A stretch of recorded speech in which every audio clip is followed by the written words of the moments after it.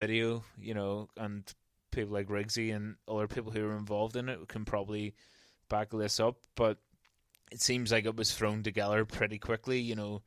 There isn't a huge production value. It's standing people outside different venues and different landmarks in Belfast, and basically they're saying a similar message to come to Belfast, and it's our city, and to support local businesses. I'd say the reason for that is, and the lack of the production value, is that they could get these videos, put them together, and then put the videos out on Twitter and Facebook and everything as quick as possible, which makes absolute sense because businesses are struggling, and the sooner we get this out, the sooner things, businesses will be promoted, and it might help businesses if it's been put out quicker. And obviously, the longer you leave it, the longer businesses may suffer. Example, but yeah, I think that may be one of the reasons why they just wanted to interview famous people from Belfast, because people are going to see a face they recognise and think, oh, that's a movement or a message that I can support. I might go into town for my dinner on Saturday night, or I might go for a coffee. Simple things like that.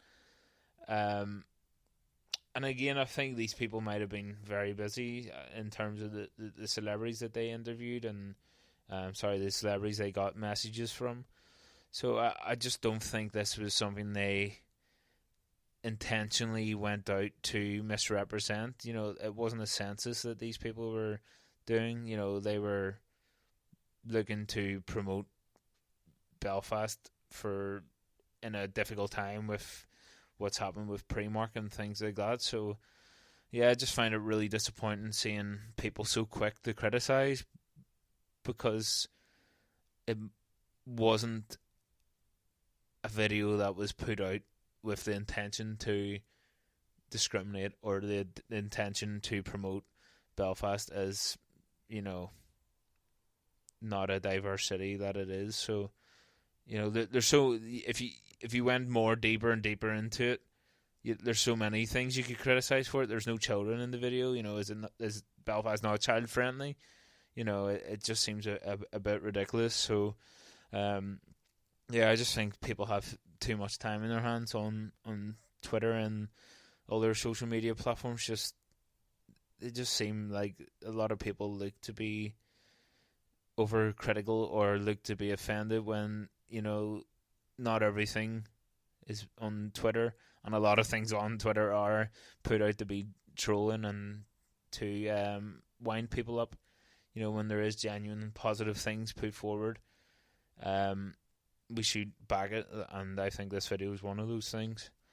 Yes, absolutely.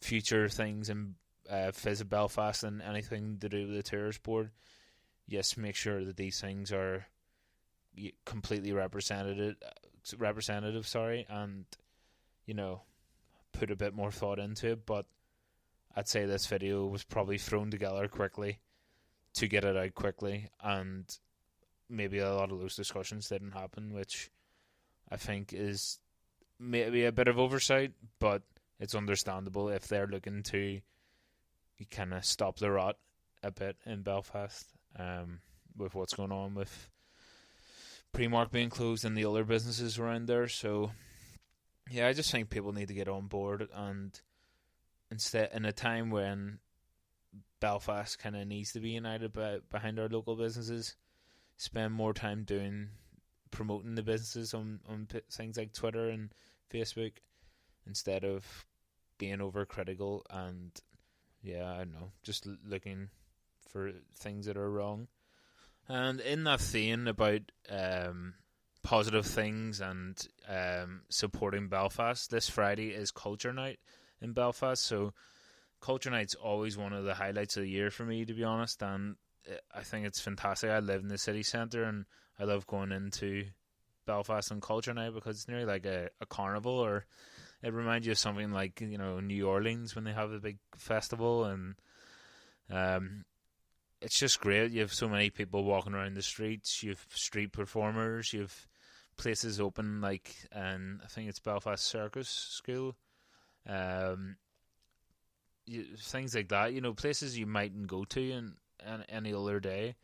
Um, are opening their doors and having different things on. So I just think Culture Night's fantastic, and I think this is the 10th year that's been going on for. So it's just been getting bigger and bigger, and I think around the Titanic Quarter and City Keys, there's a few things on this year.